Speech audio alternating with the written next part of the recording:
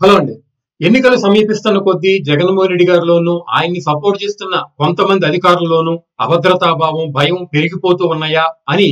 జరిగినటువంటి కొన్ని ఇన్సిడెంట్లు కనుక మనం పరిశీలిస్తే అనిపిస్తుందండి. ఏదైతే గత వారం రోజులుగా స్టేట్ ఎలక్షన్ కమిషనర్ ఎప్పుడైతే కొంతమంది ఐఏఎస్, ఐపీఎస్ ఆఫీసర్లని ఎన్నికల విధుల నుంచి తప్పించి వాళ్ళ ప్లేస్ లో కొత్త వాళ్ళని నియమించారో, దీనితో ప్రజల్లో జగన్మోహన్ రెడ్డి గారి ప్రభుత్వం పట్ల, కొంతమంది అధికారుల పట్ల ఒక చెడు సంకేతం వెళ్ళటం, దీన్ని దిద్దుబాటు చర్యలో భాగంగా ఏదైతే జగన్మోహన్ రెడ్డి గారు ఎంచుకునే ఎదురుదాడిని ఐపీఎస్ అధికారులు కూడా అప్పచెప్పి, ఐపీఎస్ అధికారుల చేత ప్రతిపక్ష నాయకుల్ని, కొన్ని మీడియా సంస్థల్ని నిందిస్తూ వాళ్ళ మీద ఎలక్షన్ కమిషనర్ కి కంప్లైంట్ ఇప్పించడం, ఇది ప్రజలు చర్చించుకుంటున్న సమయంలోనే ఈ రోజు కొత్తగా సిట్ కార్యాలయం వెనక కొన్ని డాక్యుమెంట్లను తగలబెడుతున్నారు అంటూ వీడియో ఫుటోస్ తో సహా, ఎవిడెన్స్ తో సహా బయటికి రావడం, దాని మీద ఏదైతే ప్రతిపక్ష నాయకులు ఆరోపణలు చేయటం, ఆ ఆరోపణలకి ప్రభుత్వం నుంచి, అధికారుల నుంచి కొన్ని సమాధానం రావడం, ఇవన్నీ గమనిస్తే అన్ని వేళ్లు ప్రభుత్వం వైపు, కొంతమంది అధికారుల వైపు, జగన్మోహన్ రెడ్డి గారి వైపే ఉన్నాయా అని అనిపిస్తుందండి. ఎందుకంటే ఏదైతే తెలుగుదేశం పార్టీ నాయకులు ఈ రోజు వీడియో ఫుటేజ్ తో సహా ఆరోపిస్తున్నారో, ఈ డాక్యుమెంట్లు కేవలం ఫేక్ డాక్యుమెంట్లు, ఈ ఫేక్ డాక్యుమెంట్లు వాడే చంద్రబాబు నాయుడు గారిని అనేక కేసుల్లో అక్రమంగా ఎలాంటి ఆధారాలు లేకుండా ఇరికించి 53 రోజులు జైల్లో పెట్టారు. ఈ ఫేక్ డాక్యుమెంట్ల ఆధారంగానే లోకేష్ గారిని ఇబ్బంది పెట్టాలనుకున్నారు, ఇతర కొంతమంది తెలుగుదేశం పార్టీ నాయకులను ఇబ్బంది పెట్టాలనుకున్నారు, మరీ ముఖ్యంగా హెరిటేజ్ యొక్క ఇమేజ్ ని దెబ్బతీసే ప్రయత్నం చేశారు. కాబట్టి వచ్చే ప్రభుత్వం గనక ఈ కేసులను తిరగదోడి, ఈ డాక్యుమెంట్లని, ఈ ఫైల్స్ ని కనుక పరిశీలిస్తే, ఈ ఫేక్ డాక్యుమెంట్లు క్రియేట్ చేసింది ఎవరు, ఈ ఫేక్ డాక్యుమెంట్ల ఆధారంగా కేసులు పెట్టింది ఎవరు అని కనుక ఆలోచిస్తే ఈ అధికారులందరికీ ముప్పు వాటిల్లుతుంది, వీళ్ళ పదవికి ఎసరొస్తుంది అనే ఉద్దేశంతోనే వీళ్ళు కేవలం హెరిటేజ్ కి సంబంధించిన, హెరిటేజ్ వాళ్ళు ఇచ్చినటువంటి డాక్యుమెంట్లు, చంద్రబాబు నాయుడు గారి కేసులో ఏవైతే ఫైల్స్ ఉన్నాయో ఫేక్ డాక్యుమెంట్లు, ఆ డాక్యుమెంట్లు వాళ్ళు తగలబెట్టారు. ఇది జగన్మోహన్ రెడ్డి గారి కనుసన్నల్లోనే జరిగింది అన్నటువంటి ఆరోపణ కనుక మనం గమనిస్తే, అదే నిజమని కనుక నమ్మితే ఖచ్చితంగా ప్రభుత్వానికి ఇది ఒక పెద్ద మచ్చ అండి. అంటే ఐఏఎస్, ఐపీఎస్ అధికారులు చేయవలసిన పని మాత్రం ఇది కాదు అని సామాన్యులు అనుకుంటారు. అయితే ఈ తెలుగుదేశం పార్టీ నాయకుల యొక్క ఆరోపణలకు ప్రతిస్పందిస్తూ జగన్మోహన్ రెడ్డి గారు ఏరు కోరి నియమించుకున్న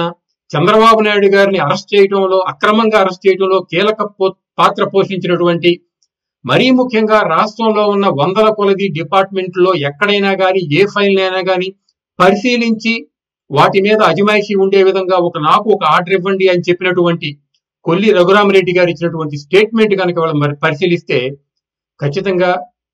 జగన్మోహన్ రెడ్డి గారి ప్రభుత్వాన్ని, ఈ కొంతమంది అధికారులది తప్పు ఈ విషయంలో ఉంది అని అనిపిస్తుందండి.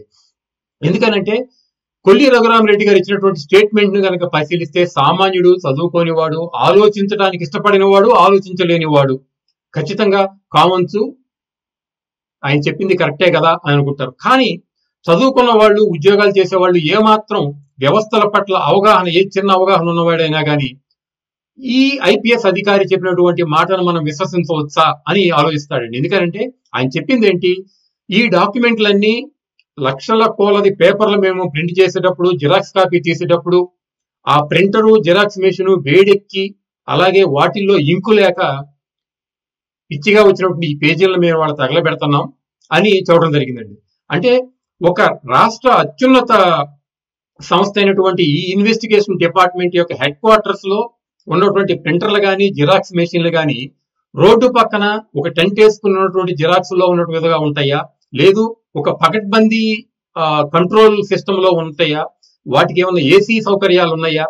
ఏసీలు లేకపోతే ఎవరైనా సరే వేడెక్కిని అనుకుంటాం, లేదు 24/7 ఓన్లీ ఒక ప్రింటర్ తోనూ, ఒక జిరాక్స్ మెషిన్ తోనే వీళ్ళు కాలక్షేపం చేస్తున్నారా, ఇవన్నీ కనుక పరిశీలిస్తే అసలు ఒక డాక్యుమెంట్ ని డిస్ట్రాయ్ చేయడానికి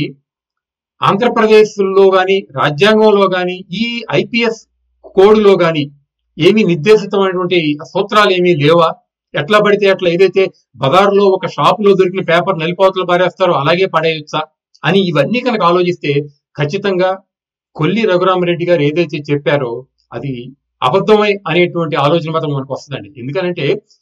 సాధారణంగా ఒక హెడ్ క్వార్టర్స్ అంటే దానికి పకడ్బందీగా ఉంటుంది, మంది మార్బలం ఉంటుంది, హంగు ఆర్భాటాలు ఉంటాయి, ఎయిర్ కండిషనింగ్ ఉంటుంది, ఒకటి కాదు 2-3 ప్రింటర్లు, 2-3 జిరాక్స్లు మినిమం ఉంటాయి. ఎందుకంటే ఈ సిట్ అనేది కేవలం చంద్రబాబు నాయుడు గారి మీద కేసులే కాదంటే రాష్ట్రంలో ఉన్న ఏ కేసైనా పరిశీలించాలి కాబట్టి దానికి సమాయత్తం అయ్యే విధంగా అంగు ఆర్భడాలతో ఉంటాయి. మరి అలాంటి పరిస్థితుల్లో కేవలం ఏదో ఒక్క మిషన్ ఉన్నట్టు ఆ మిషన్ కూడా రోడ్డు మీద ఎండక వేడికి ఉన్నట్టు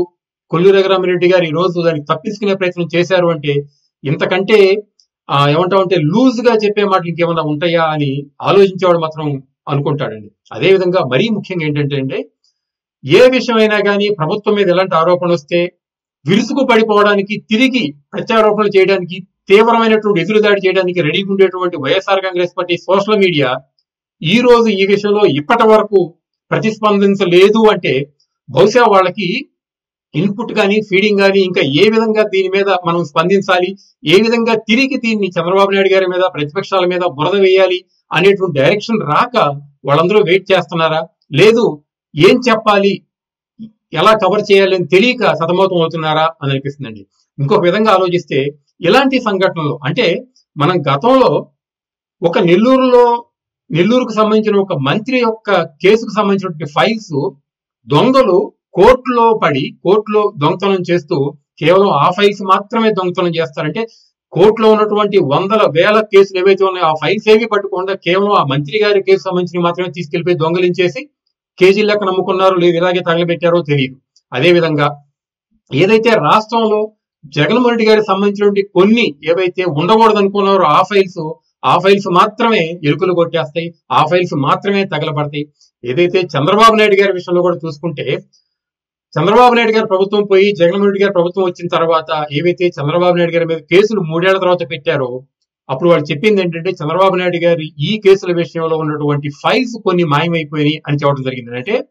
చంద్రబాబు నాయుడు గారి కేసులో ఉన్న ఫైల్స్ కూడా మాయం చేసి 3 ఏళ్ల తర్వాత ఆ ఫైల్స్ మాయమైపోయినాయి అని చెప్పారంటే ఎలాంటి తప్పుడు కేసులు పెట్టడానికి ఈ అధికారులు ఈ ప్రభుత్వం నిర్ణయించుకుంది అని కనుక ఆలోచిస్తే ఇది ప్రజాస్వామ్యంలో చాలా డేంజరస్ గేమ్. అంటే ఇది ప్రజాస్వామ్యానికి ఏమాత్రం మంచిది కాదు అని మాత్రం మనందరం గుర్తుపెట్టుకోవాలి.